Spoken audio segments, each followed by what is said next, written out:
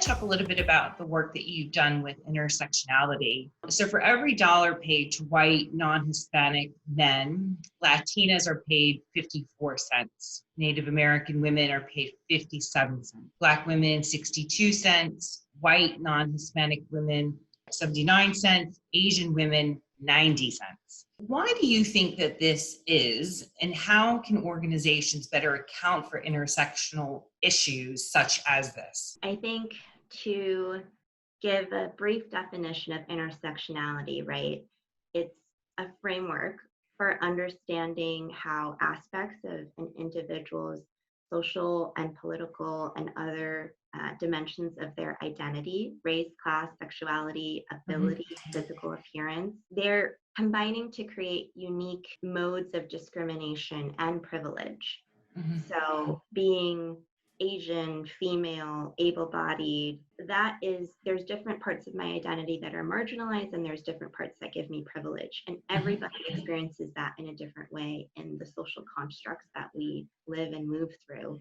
And so that's sort of just to give a definition of it. And I think the reason why it's so important is because when work isn't intersectional, right? When we create climate solutions, for example, and we're just thinking about one majority, that's where they fail. Because while the problem is global in nature and systemic, everybody is not experiencing it in the same way, just like everybody is not experiencing COVID in the same way. And so the short answer to your question about the wage gap is because systemic sexism exists in our corporate world, and you layer on top of that systemic racism and then all these other marginalized identities of the workforce that people experience as they move through a corporate world which is built by and run by a very entrenched white authority, male dominated landscape. And when you compound that over a career, so someone getting into a first job at a salary which is unconsciously or consciously created based on all of those marginalized identities. And then every time that person tries to jump and renegotiate their salary, they've started at a different starting point, a lower starting point, and every jump that they make, they're working through those lenses that people, unconscious bias that people, recruiters or HR departments. And honestly, it's not down to individuals all the time. It's again systemic. There's just so many forces that are feeding into why these wage gaps exist. And so there's lots of different factors as to why this happens, right? There's a difference in industries. I can break it down a bit. There's a difference in industries or jobs worked between, let's just take men and women, for example. When you think about the gender gap between STEM careers and how most science, technology, engineering, math careers are male dominated, trades like building and construction, which is also male dominated, versus some of the more traditionally female dominated industries like childcare, there's a big wage difference there already. So industry matters, difference in years of experience. A lot of women still leaving the workforce when they start a family. And that's usually because heterosexual couples where you're thinking about who makes more and, just the economics of it. And so women are disproportionately driven out of the workforce to accommodate caregiving. And that has to do with how companies' maternity and paternity policies look like and how to make that more equitable. There's also a difference in hours worked as related to healthcare. And then, of course, the big topic of discrimination and how even with gender-based pay discrimination being illegal, it still happens all the time because of unconscious biases and sort of the systemic nature of what we're working in. So what can we do about this? There's a lot of work and consultants in the gender pay gap disparity space specifically. I think the general recommendation that I would have is employers absolutely need to start working on this and thinking about it and not thinking that it's someone else's problem. Every company can and should be transparent about their own data, where like the numbers and statistics that you shared. Every company needs to do a deep audit in terms of where they stand against that data and set a benchmark that feels equitable and inclusive for them and then not hide until they get to a better place, but share it and be transparent and stay accountable to their current workforce and future workforce in terms of how they're moving through closing the wage gap. So if you can't quantify the problem, you can't solve it. And I see so many companies in the clean energy space in particular, right, which I know the best, that aren't even talking about it and don't even know where they stand in the problem.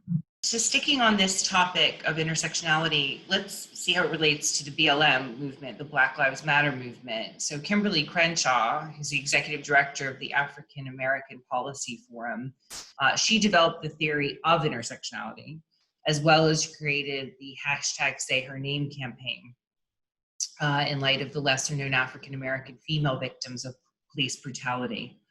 In fact, she gave a TED Talk in which the majority of audiences admitted knowing far more African American male victims as opposed to African American female victims. Why are police brutality victims that are African American men much more known on average than African American female victims? And why is it important to recognize distinctions like this? That's a big, heavy topic, right? It's a heavy topic. Yeah, that even within this larger injustice around police brutality and how the Black community has had to work through all of this oppression over centuries in just the United States, right? It's global, but let's just focus on the United States. How within that we forget and put more news time, put more effort and energy and awareness building on African American men or Black men versus Black women. That's why intersectionality is so important, because all of these different dimensions of our identity are knitted together and you can't really peel it apart. I think what's super important to peel out here is the concept of complicity, that having some marginalized identities doesn't mean you're absolved from doing any wrong.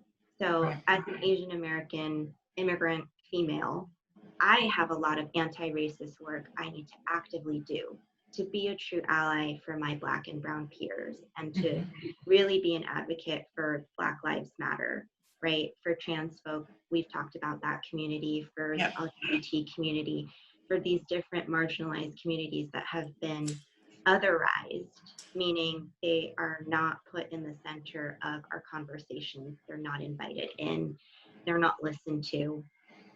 And so I think, just in the dichotomy of male versus female, maybe being a Black man, you think there's no way I could be racist or sexist.